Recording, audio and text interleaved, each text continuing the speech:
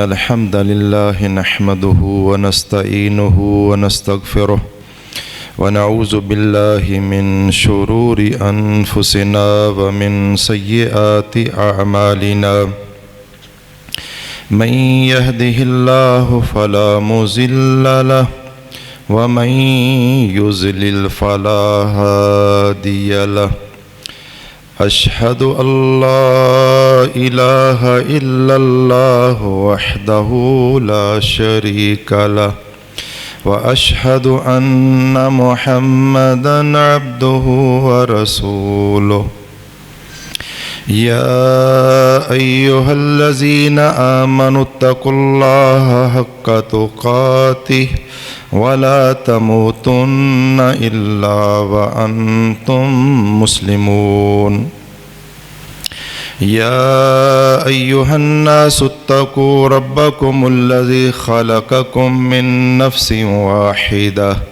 وخلق منها زوجها وبث منهما رجالا كثيرا ونساء واتقوا الله الذي تساءلون به والأرحام إن الله كان عليكم رقيبا يا أيها الذين آمنوا اتقوا الله وقولوا قولا سديدا يصلح لكم أعمالكم ويغفر لكم ذنوبكم ومن يطع الله ورسوله فقد فاز فوزا عظيما أما بعد فإن خير الحديث كتاب الله وخير الهدي هدي محمد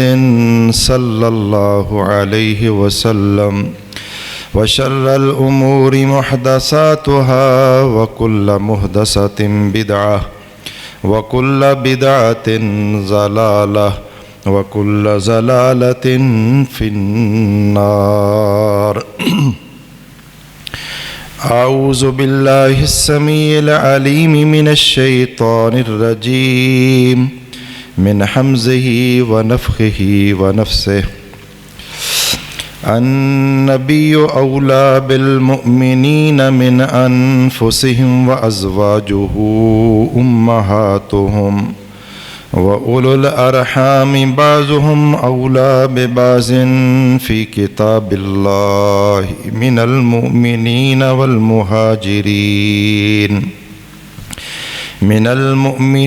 والمهاجرين إلا أن تفعلوا إلى أوليائكم معروفا كان ذلك في الكتاب مستورا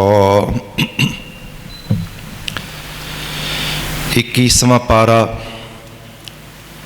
سورت کا نام سورۃ الاحزاب، آیت نمبر 6 کے اندر اللہ تبارک و تعالیٰ نے ارشاد فرمایا کہ نبی کریم صلی اللہ علیہ وسلم مومنوں کی جانوں سے بھی زیادہ قریب ہیں، یا مومنوں کی جانوں سے بھی زیادہ ان کے حقدار ہیں، اور نبی کریم صلی اللہ علیہ وسلم کی بیویاں مومنوں کی مائیں ہیں۔ محترم بزرگوں، بھائیوں، سننے والی قابل سعادت احترام ماؤں بہنوں، گزشتہ خطبہ جمعۃ المبارک میں انتہائی اختصار کے ساتھ یہ بات بیان ہوئی تھی کہ نبی کریم علیہ الصلاۃ والتسلیم نے 7 ہجری ذوالقعدہ کے مہینہ میں طے شدہ شرطوں کے مطابق مکہ پہنچ کر عمرہ کیا، جس عمرے کا نام عمرۃ القضاء، عمرۃ القضیہ، عمرۃ القصاص اور عمرۃ الصلح 4 ناموں سے اس عمرے کو جانا جاتا ہے۔ इसी मौका पर नबी करीम सल्लल्लाहु अलैहि वसल्लम का अक़द मुबारक निकाह हुआ सैयदा मैमूना रज़ी अल्लाह ताला अन्हा के साथ। नबी करीम सल्लल्लाहु अलैहि वसल्लम आए, तवाफ़ किया, 2 रकतें पढ़ी, सफ़ा मरवा की, साई की, अपने सरों को मंडवाया। 3 दिन तक यहाँ रहने की इजाज़त थी। इस दौरान आप सल्लल्लाहु अलैहि वसल्लम का निकाह सैयदा मैमूना बिनतुल हारिस रज़ी अल्लाह ताला अन्हा के साथ हुआ। वो पहले अबू रोहम के निकाह में थी, वो फौत हो गए थे और ये बेवा हो चुकी थी। चुनांचे नबी करीम सल्लल्लाहु अलैहि वसल्लम का निकाह हो गया। अब सही बुखारी में अब्दुल्लाह बिन अब्बास रज़ी अल्लाह ताला अन्हु वो फरमाते हैं कि नबी करीम सल्लल्लाहु अलैहि वसल्लम ने तज़व्वजा मैमूनता व हुवा मुहरिमुन व बना बिहा व हुवा हलालुन, कि जब निकाह हुआ उस वक्त आप हालते एहराम के अंदर थे। ये अल्लाह के नबी का फरमान नहीं, एक सहाबी का कौल है जो सही बुखारी के अंदर है। अब्दुल्लाह बिन अब्बास ने फरमाया कि नबी करीम सल्लल्लाहु अलैहि वसल्लम का निकाह उम्मुल मोमिनीन मैमूना रज़ी अल्लाह ताला अन्हा से जब हुआ, आप हालते एहराम में थे। हाँ, जब रुखसती हुई तो उस वक़्त आप हलाल थे, एहराम खुल चुका था। ये कौल है अब्दुल्लाह बिन अब्बास का। लेकिन दूसरी तरफ सैयदा मैमूना रज़ी अल्लाह ताला अन्हा वो ख़ुद फरमाती हैं कि जब उनसे निकाह हुआ उस वक़्त आप हालते एहराम में नहीं, एहराम खुल चुका था। यजीद बिन असम जो हज़रत मैमूना रज़ी अल्लाह ताला अन्हा के बांजे हैं, सही मुस्लिम में उनकी हदीस है, वो भी कहते हैं कि आप उम्रा कर चुके थे। इस तरह अबू दाऊद वग़ैरह में हदीस है, अबू राफ़े रज़ी अल्लाह ताला अन्हु की, जो रसूलुल्लाह सल्लल्लाहु अलैहि वसल्लम के आज़ाद करदा ग़ुलाम हैं, वो भी कहते हैं कि आपका उम्रा मुकम्मल होने के बाद हालते हिल में जब आप हलाल थे उस वक़्त यह निकाह हुआ। इन सारी बातों को तवज्जो से ज़रा समात फरमाएं। यहाँ अब्दुल्लाह बिन अब्बास रज़ी अल्लाह ताला अन्हु को ख़ता हुई है। सैयदा मैमूना का कौल, यजीद बिन असम का कौल, अबू राफ़े का कौल वो कवि है कि जो सराहत कर रहे हैं और ऐनी शाहिद हैं उस मौका के। हाफ़िज़ इब्न क़य्यम रहमहुल्लाह ने ज़ादुल मआद एक किताब लिखी है। शेखुल इस्लाम इब्न तैमिया के शागिर्द हैं इब्नुल क़य्यम, बहुत बड़ा इल्मी पाया है। नबी करीम सल्लल्लाहु अलैहि वसल्लम की सीरत पर किताब लिखी, ज़ादुल मआद फ़ी हदी खैरिल इबाद, जिसमें नबी करीम सल्लल्लाहु अलैहि वसल्लम की सीरत के अंदर मसाइल का भी तज़किरा करते हैं, फ़िकी अबहास का तर्जमा भी करते हैं, जरा तादील की बहसें भी करते हैं। उन्होंने ज़िक्र फरमाया कि यहाँ इब्ने अब्बास रज़ी अल्लाह ताला अन्हु का कौल नहीं लिया जाएगा, जिससे निकाह हुआ उसका कौल लिया जाएगा। जो सफ़ीर बना निकाह करवाने के अंदर अबू राफ़े, उनका कौल लिया जाएगा। यजीद बिन असम का कौल लिया जाएगा। और यही बात बरहक है, क्योंकि अल्लाह के नबी सल्लल्लाहु अलैहि वसल्लम का फरमान है, कोई शख्स जब तलक हालते एहराम में है, ना वो निकाह करे, ना निकाह करवाए, ना ही मंगनी का पैगाम दे। जब एहराम बांधा हुआ है, आपका उम्रा अभी मुकम्मल नहीं हुआ, या हज का एहराम है, आप हालते एहराम में हैं, हज मुकम्मल नहीं हुआ, 10 ज़ुल्हिज्जा को एहराम खुलता है हज का, एहराम में अभी बाकी हैं, एहराम की हालत में نکاح کرنا، نکاح کا پیغام دینا یہ جائز نہیں ہے۔ تو کیسے ہو سکتا ہے کہ اللہ کے نبی نے لوگوں کو منع کیا ہو اور خود حالت احرام کے اندر نکاح کیا ہو؟ اگر ثابت ہوتا تو یہ نبی کا خاصہ بن جاتا، لیکن یہ بات ثابت نہیں ہے۔ چنانچہ علماء کرام نے کہا کہ اس وقت جب یہ نکاح ہوا ہے ابو رافع بالغ تھے اور عبداللہ بن عباس اس وقت ابھی نابالغ تھے، کوئی 10 سال کے اراؤنڈ اباؤٹ ان کی عمر تھی، اور ابو رافع اس وقت بالغ تھے۔ ابو رافع عمرے میں ساتھ تھے، عبداللہ بن عباس اس عمرے میں نبی کے ساتھ نہیں آئے تھے بلکہ اس وقت ابھی مکے میں تھے۔ ابو رافع خود نکاح کروانے والے سفیر تھے، جبکہ عبداللہ بن عباس اس مسئلے میں سفیر نہیں تھے۔ دیگر صحابہ کرام نے ابو رافع کی بات کی تائید کی ہے، جبکہ ابن عباس کی بات کو خطا قرار دیا ہے۔ اور یہ بھی کیسے ممکن ہے کہ اللہ کے نبی آئے ہوں، مکہ میں داخل ہوں تو پہلا کام نکاح ہو؟ نہیں، پہلے بیت اللہ کا طواف، صفا مروہ کی سعی، 2 رکعتیں، پھر صفا مروہ کی سعی، اس کے بعد عقل بھی اس بات کو تسلیم کرتی ہے۔ پھر نبی صلی اللہ علیہ وسلم کا منع فرمانا کہ آپ صلی اللہ علیہ وسلم نے فرمایا حالت حرام میں نہ کوئی نکاح کرے نہ نکاح کا پیغام دے، یہ نبی صلی اللہ علیہ وسلم کا فرمان بھی موجود ہے۔ پھر یزید بن اسم رضی اللہ تعالیٰ عنہ، وہ بھی ابن عباس میمونہ کے جیسے بھانجے ہیں، ایسے ہی یزید بن اسم رضی اللہ تعالیٰ عنہ وہ بھی سیدہ میمونہ رضی اللہ تعالیٰ عنہ کے بھانجے ہیں۔ وہ بھی بیان کرتے ہیں صحیح مسلم میں کہ نکاح عمرہ کر لینے کے بعد ہوا۔ سیدہ میمونہ رضی اللہ تعالیٰ عنہ بیوہ ہو چکی ہیں، خامد فوت ہو چکا ہے، بلکہ بعض تاریخی روایات کے اندر کہ پہلے ان کا ایک اور نکاح ہوا تھا، اس نے جدا کر دیا، پھر ابو رحم سے نکاح ہوا، وہ فوت ہو چکے تھے، یہ بیوہ ہو چکی تھی۔ آج ہمارے معاشرے کے اندر بیوہ عورت نکاح کرے، لوگ اس کو پسند نہیں کرتے، حالانکہ یہ بہت ضروری ہے۔ اگر وہ جوان ہے یا وہ دیڑھ عمر ہے، نکاح کی حاجت ہے۔ ایسی عورتوں کا جو بیوہ ہو جائیں یا مطلقہ ہو جائیں، ان کا نکاح آگے کیا جائے تاکہ کوئی میلی نظر سے نہ دیکھ سکے، کوئی غلط انگلی ان بیٹیوں بہنوں کی طرف نہ اٹھا سکے۔ اللہ کے رسول صلی اللہ علیہ وسلم نے جو نکاح فرمائے اس کے اندر بے شمار حکمتیں اور علتیں ہیں۔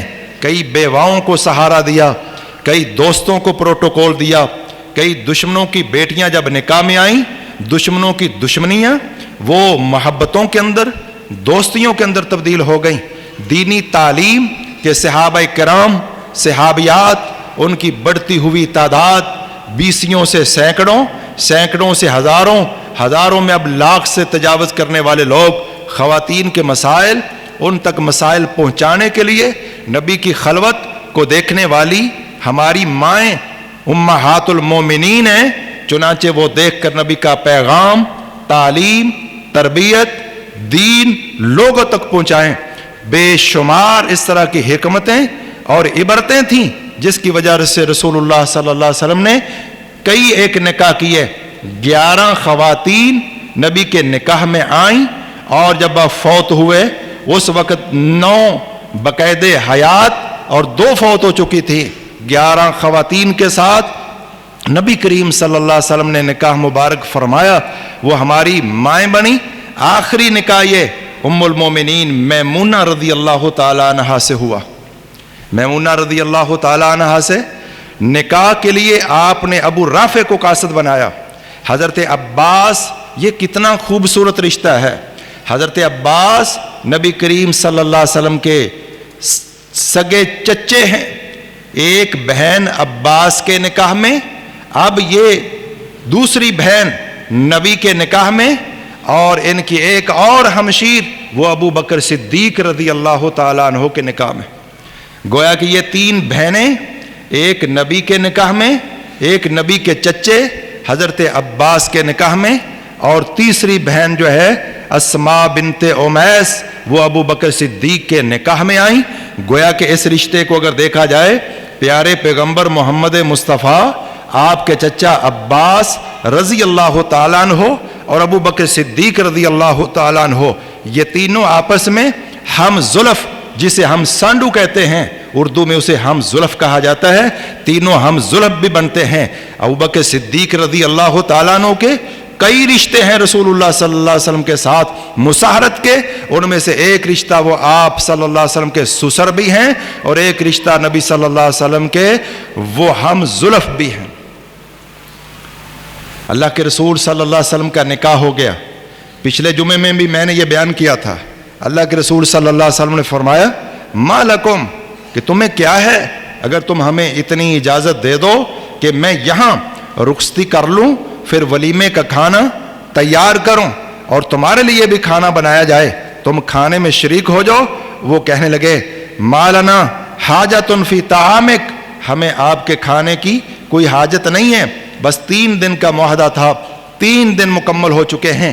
حضرت علی کے پاس آئے، چنانچہ رسول اللہ صلی اللہ علیہ وسلم وہاں سے تشریف لے گئے۔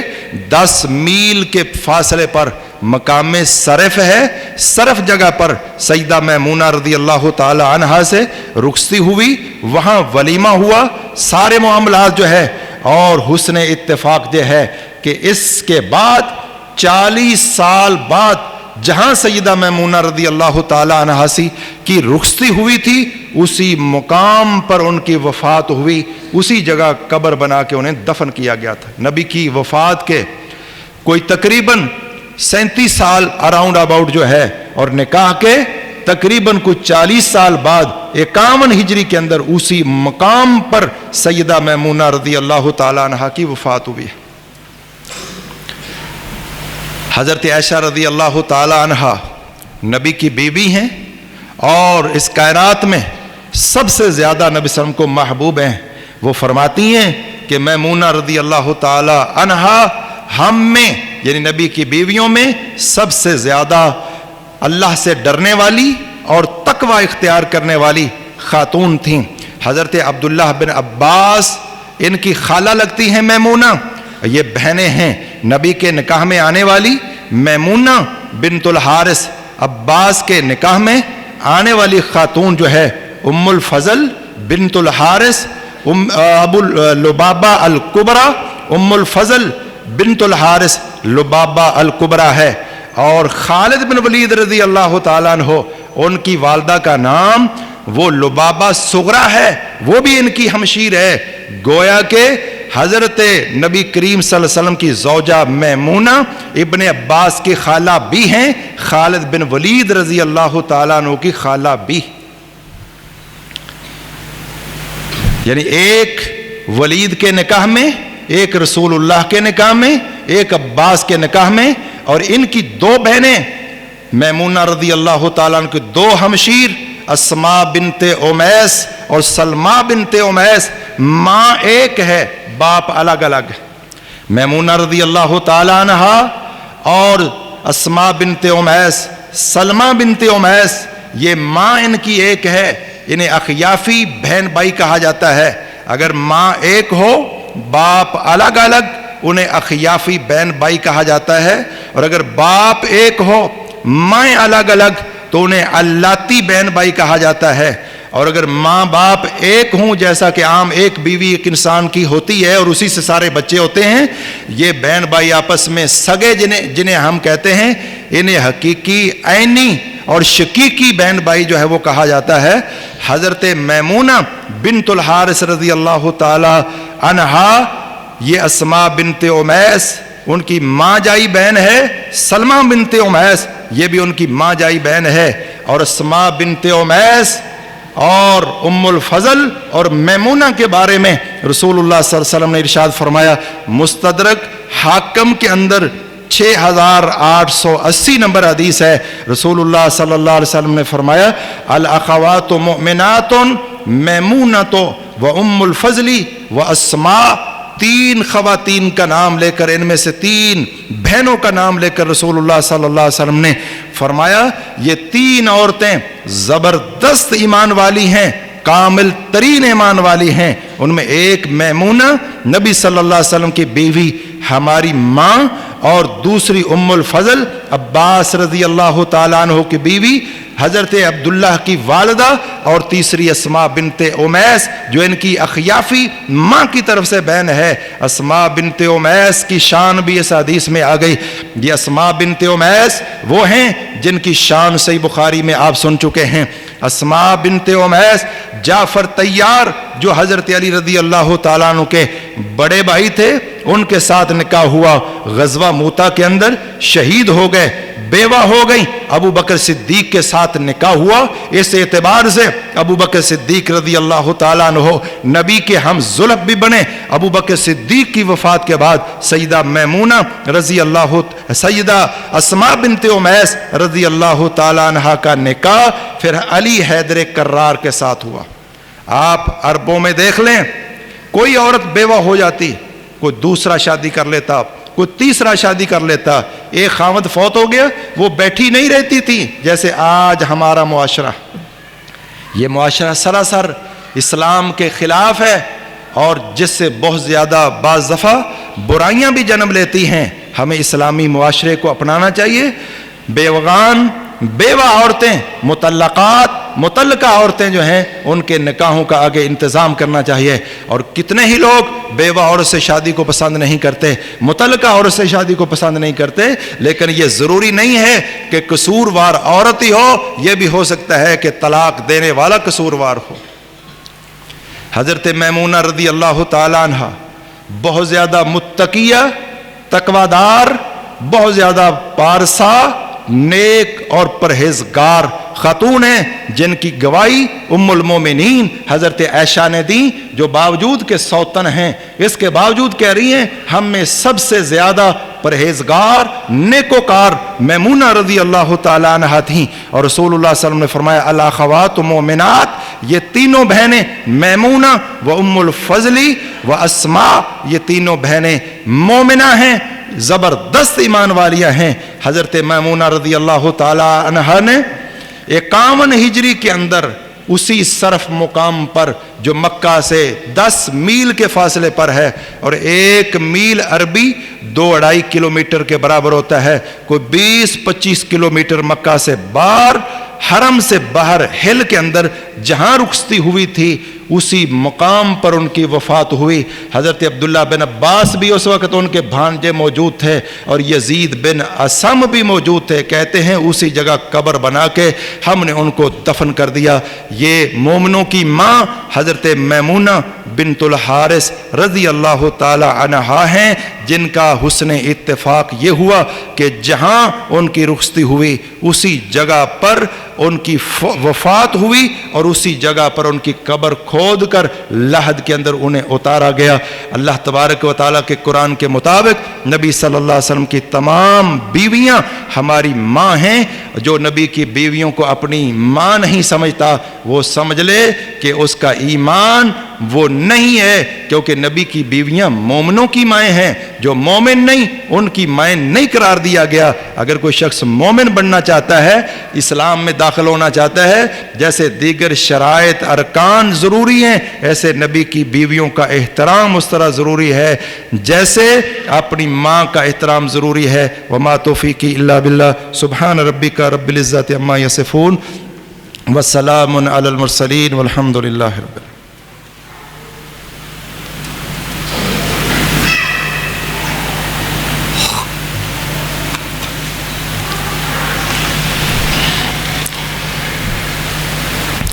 إن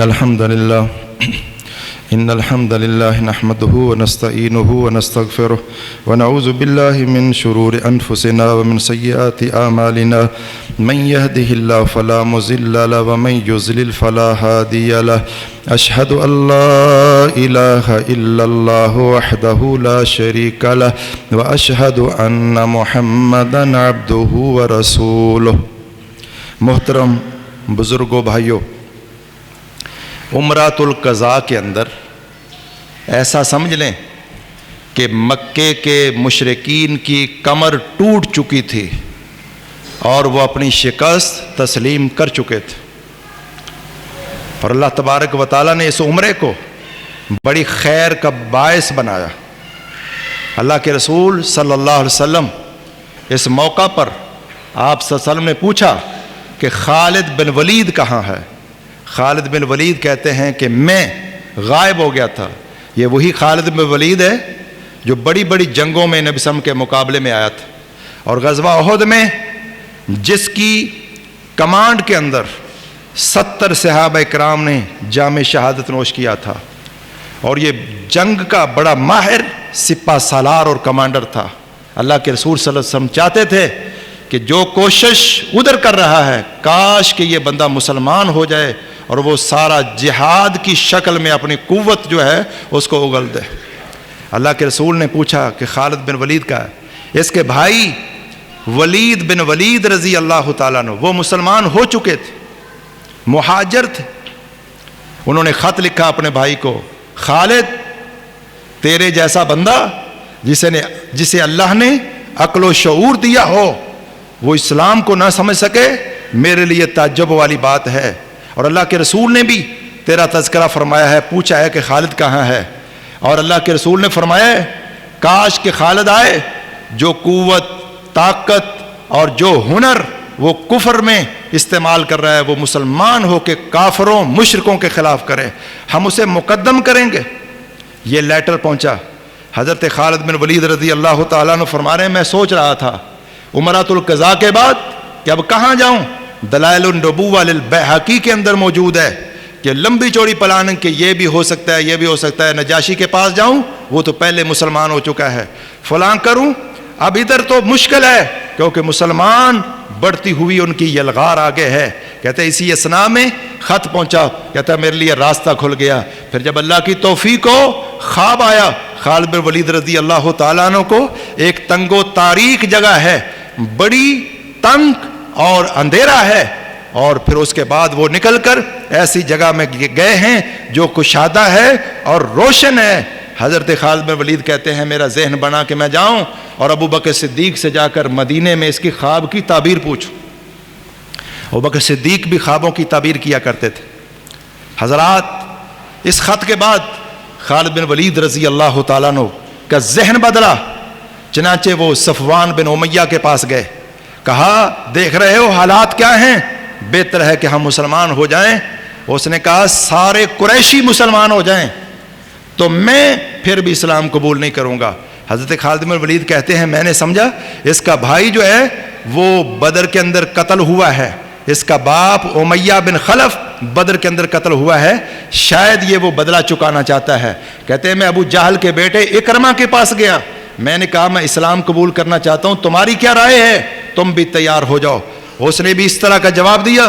مایوس ہو کے کہتے ہیں میں طلحہ بن عثمان کے پاس گیا، عثمان بن طلحہ کے پاس گیا، جا کے ان سے کہا، وہ بھی ایگری ہو چکے تھے اسلام لانے کے لیے۔ کہتے ہیں ہم نے آپس میں یہ بات طے کی کہ مقام یا جج ہے وہاں پر آپ بھی آنا، اگر میں لیٹ ہو جاؤں انتظار کرنا، تم پہنچ جاؤ میں لیٹ ہو جاؤں تم میرا انتظار کرنا، ورنہ میں آپ کا انتظار کروں گا۔ کہتے ہیں ہم وہاں دونوں کٹھے ہو گئے، آگے حدہ مقام پر گئے، عمر بن عاص جیسا دہات العرب، عربوں کا دانشور، اسے پوچھ کہاں جا رہے ہو؟ فرمایا بس اس طرح اسلام قبول کرنے کے لیے جا رہے ہیں۔ عمر بن عاص کا بھی سینہ اللہ تبارک و تعالیٰ نے کھول دیا تھا اسلام نے، اس نے کہا بھی میں بھی اسلام قبول کرنے کے لیے جا رہا ہوں۔ 3 افراد کا قافلہ، عمر بن عاص جو فاتح مصر بنے، خالد بن ولید رضی اللہ تعالیٰ عنہ، آگے آپ ان کا تذکرہ سنیں گے۔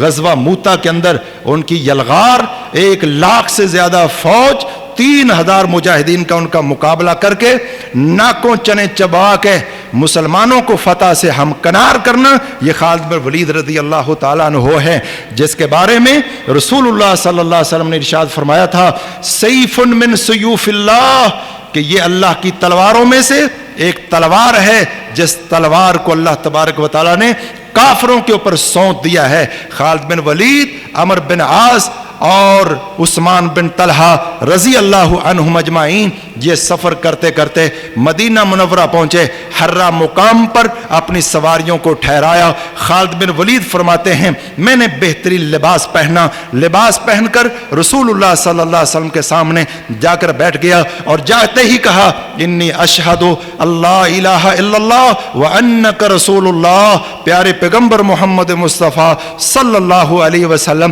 میں اس بات کی گواہی دیتا ہوں اللہ کے علاوہ کوئی معبود برحق نہیں ہے، آپ اللہ کے سچے رسول ہیں۔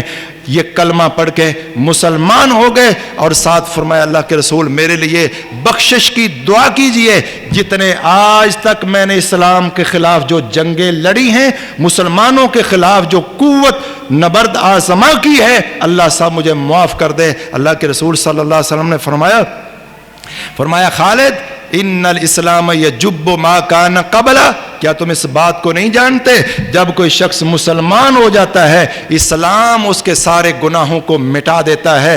حضرت عمر بن عاص رضی اللہ تعالیٰ عنہ جب رسول اللہ صلی اللہ علیہ وسلم کے پاس آئے، آ کر کہا اللہ کے رسول صلی اللہ علیہ وسلم ہاتھ بڑھائیے، میں آپ کی بیعت کرنا چاہتا ہوں۔ اللہ کے رسول نے ہاتھ آگے بڑھایا، حضرت عمر بن عاص نے اپنے ہاتھ کو پیچھے کر لیا، فرمایا مالک یا عمر، اے عمر کس وجہ سے ہاتھ کو پیچھے کیا ہے؟ فرمایا اللہ کے رسول صلی اللہ علیہ وسلم میں شرط لگانا چاہتا ہوں۔ فرمایا تشترط ماذا، بتائیے کیا شرط لگانا چاہتے ہو؟ فرمایا اللہ کے رسول میری شرط یہ ہے کہ آج تک جو گناہ ہو گئے ہیں اللہ تعالیٰ مجھے معاف فرما دے۔ فرمایا اما علمت ان الاسلام یہدم ما کان قبلہ وان الہجرۃ تہدم ما کان قبلہا وان الحج یہدم ما کان قبلہ۔ اے عمر بن عاص کیا آپ اس بات کو جانتے نہیں کہ اسلام جب کوئی انسان قبول کرتا ہے اللہ اس کے گزشتہ تمام گناہوں کو معاف کر دیتا ہے؟ جب انسان ہجرت کرتا ہے ہجرت کی وجہ سے اللہ سارے گناہوں کو معاف کر دیتا ہے۔ جب کوئی انسان حج کرتا ہے اللہ حج کی وجہ سے اس کے سارے گناہوں کو معاف کر دیتا ہے۔ یہ تین جلیل القدر صحابہ جن میں عمر بن عاص اور حضرت خالد بن ولید رضی اللہ تعالیٰ عنہ یہ مسلمان ہوئے، اور اللہ کے رسول صلی اللہ علیہ وسلم کو ان کے ایمان لانے پر اللہ کے رسول کو بڑی خوشی ہوئی، اور جنگوں کے اندر اللہ کے رسول صلی اللہ علیہ وسلم نے امیر بنایا، اور باوجود اس بات کے کہ ایک جنگ میں یہ بات ذرا زبردست طریقے سے سمجھ لیجئے، ایک جنگ میں خالد بن ولید سے خطا ہوئی، کافروں نے کہا سبانا سبانا، مطلب یہ تھا کہ ہم مسلمان ہو گئے، ایک دین کو چھوڑ کر دوسرے دین میں داخل ہو گئے۔ خالد بن ولید نے سمجھا یہ اکڑ فو میں ہیں اور یہ اسلمنا نہیں کہہ رہے، اکڑ رہے ہیں۔ خالد بن ولید نے تلوار کو جاری کر دیا، بندے قتل ہو گئے۔ بعد میں بتایا گیا محمد الرسول اللہ صلی اللہ علیہ وسلم کو، لوگوں نے کہا تھا سبانا سبانا، سبانا کا مطلب ہے ہم ایک دین کو چھوڑ کر دوسرے دین کے اندر داخل ہو گئے۔ وہ اپنے طور پر کہہ رہے تھے ہم مسلمان ہو گئے، خالد سمجھے کہ یہ اکڑ رہے ہیں اور اسلام کی بجائے اپنے آپ کو سرنڈر کرنے کی بجائے کلمہ پڑھنے کی بجائے اور کلمہ کہہ رہے ہیں۔ اس کے باوجود اللہ کے رسول صلی اللہ علیہ وسلم نے فرمایا اے اللہ جو خالد نے کیا ہے میں اسے برات کا اعلان کرتا ہوں، مسلمان کا خون بڑا قیمتی خون ہے۔ پیچھے آپ سن چکے حضرت اسامہ بن زید بن حارثہ رضی اللہ تعالیٰ عنہ نے لا الہ الا اللہ پڑھنے والے شخص پر جس نے پہلے حملہ کیا ہے پھر بھاگا ہے، پھر صحابہ اس کے سر پہ آئے ہیں، تلوار سر پہ آئی ہے، اس نے لا الہ الا اللہ پڑھا ہے۔ لا الہ الا اللہ پڑھنے کے بعد انصاری نے اپنا نیزہ اپنی تلوار روک لی ہے، حضرت اسامہ نے نیزہ مار کے اس کو قتل کیا ہے۔ اللہ کے رسول صلی اللہ علیہ وسلم نے اسامہ کون؟ جیسے میرے نبی حسن حسین سے محبت کرتے ایسے اسامہ بن زید بن حارثہ سے محبت کرتے، ایک ران پہ حسن کو بٹھاتے دوسری ران پہ اسامہ کو بٹھاتے، لیکن فرمایا اسامہ اس نے کلمہ پڑھ لیا تھا۔ فرمایا اللہ کے رسول جان بچانے کے لیے پڑھا تھا۔ فرمایا کیا تو نے اس کے دل کو چیر کر دیکھ لیا تھا؟ اللہ کے رسول بار بار کہتے رہے ما تصنع بلا الہ الا اللہ، اسامہ اس کے لا الہ الا اللہ کا کیا جواب دو گے؟ لہذا اداروں کو، تنظیموں کو اور سربراہوں کو، لیڈران کو، افواج کو، پولیس کو، کوئی سب لوگوں کو سوچنا چاہیے جو لوگ مومن ہیں وہ اداروں کے ہوں، وہ عوام الناس ہوں، ہر ایک کی جان ایک مسلمان کا قتل ایسے ہے جیسے پوری انسانیت کا قتل ہے۔ لہذا جو سیاسی اور مذہبی تنظیموں کے سربراہ ہیں انہیں بھی ذرا دانش کے ساتھ بڑی حکمت عملی کے ساتھ معاملات کو ہینڈل کرنا چاہیے. اور ادارے، ریاست اور ریاستی ادارے اس طرح جو آج آپ سن چکے، دیکھ چکے، اس طرح کے معاملات بار بار نہیں ہونے چاہیے. اللہ کا قہر بڑا سخت ہے. دونوں گروہوں کو اپنے موقف کے اندر نرمی کرنی چاہیے.